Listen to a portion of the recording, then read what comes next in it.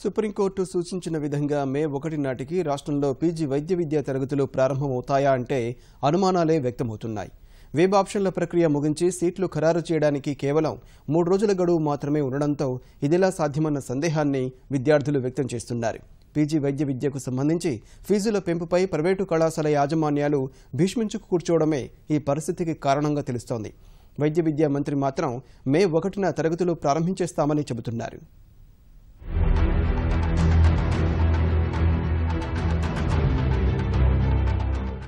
ఈ ఏడాది పీజీ వైద్య విద్య సీట్లన్నింటినీ కేవలం ప్రతిభ ఆధారంగా మాత్రమే భర్తీ చేయాలని, దీనికి పీజీ నీట్ ర్యాంక్ ఆధారం కావాలని ఇటీవలే మెడికల్ కౌన్సిల్ ఆఫ్ ఇండియా కీలక నిర్ణయం తీసుకుంది. ఇప్పటివరకు 50% కన్వీనర్ కోటా, 50% యాజమాన్య కోటా ద్వారా సీట్లు భర్తీ చేసుకుంటున్న ప్రైవేటు యాజమాన్యాలు ఈ నిర్ణయాన్ని తీవ్రంగా వ్యతిరేకించాయి. యాజమాన్య ఎన్ఆర్ఐ కోటాతో సంబంధం లేకుండా పీజీ నీట్ ర్యాంకుతో సీట్లు భర్తీ చేయడం తమకు నష్టం కలిగిస్తుందని దేశంలోని అన్ని రాష్ట్ర ప్రభుత్వాల ముందు ప్రైవేటు కళాశాలల యాజమాన్యాలు పంచాయతీ పెట్టాయి. తెలుగు రాష్ట్రాల్లో ప్రైవేటు కళాశాలల యాజమాన్యాలు ఒక అడుగు ముందుకు వేసి ఏకంగా పీజీ వైద్య విద్య కౌన్సిలింగ్లో తాము చేరటం లేదంటూ పత్రికల్లో ప్రకటనలు ఇచ్చాయి. ఈ పరిస్థితుల్లో ఈ నెల 20 వరకు ధ్రువపత్రాల పరిశీలనకు హాజరైన 5,000 మంది విద్యార్థులు అయోమయాన్ని ఎదుర్కొంటున్నారు. మే 1న తరగతులు ప్రారంభం కావాలంటే ఇప్పటికే వెబ్ కౌన్సిలింగ్ తేదీలు వెలువడాల్సి ఉంది. కన్వీనర్ కోటాలో సీట్లు దక్కించుకునేందుకు విద్యార్థులు రాష్ట్రంలోని 23 వైద్య కళాశాలలకు తమకు కావలసిన కోర్సులకు సంబంధించి ఆప్షన్లు ఇచ్చుకోవాల్సి ఉంటుంది. కానీ ఈ ప్రక్రియ ప్రారంభం కావడం వెనుక నెలకొన్న తకరారు ప్రస్తుతం ఎంబీబీఎస్ పూర్తి చేసుకున్న విద్యార్థులను మానసిక క్షోభకు గురిచేస్తోంది.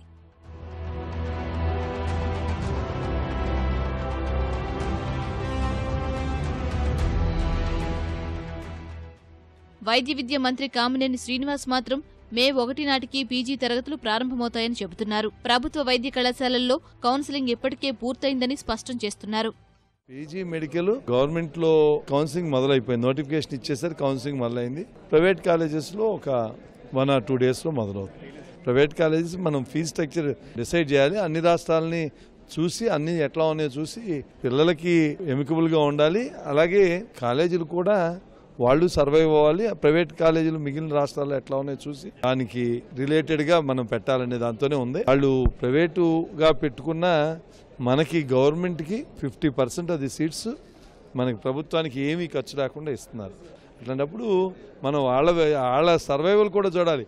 లేకపోతే అక్కడ మెడికల్ క్వాలిటీ, ఫెసిలిటీ క్వాలిటీ కూడా పడిపోతాయి. అంతే తప్ప మే 1 కల్లా వాళ్ళు జాయిన్ అయిపోతారు. ప్రస్తుతం రాష్ట్రంలో ప్రభుత్వ వైద్య విద్య కళాశాలలు పీజీ విద్యను ఉచితంగా అందిస్తున్నాయి.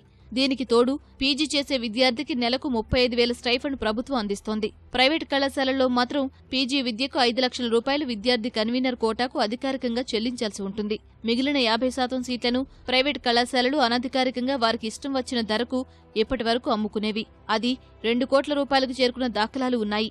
ఇప్పుడు యాజమాన్య కోటా సీట్లను కూడా ప్రభుత్వమే నీట్ ర్యాంక్ ద్వారా భర్తీ చేస్తుందని భారతీయ వైద్య మండలి చెబుతోంది.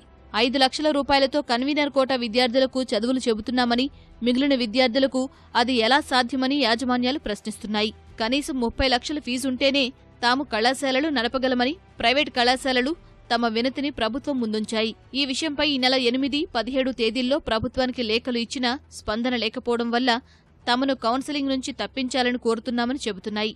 ప్రభుత్వం మాత్రం కౌన్సిలింగ్ విషయంలో ప్రైవేటు కళాశాలల నుంచి ఏ ఇబ్బంది లేదని చెబుతోంది.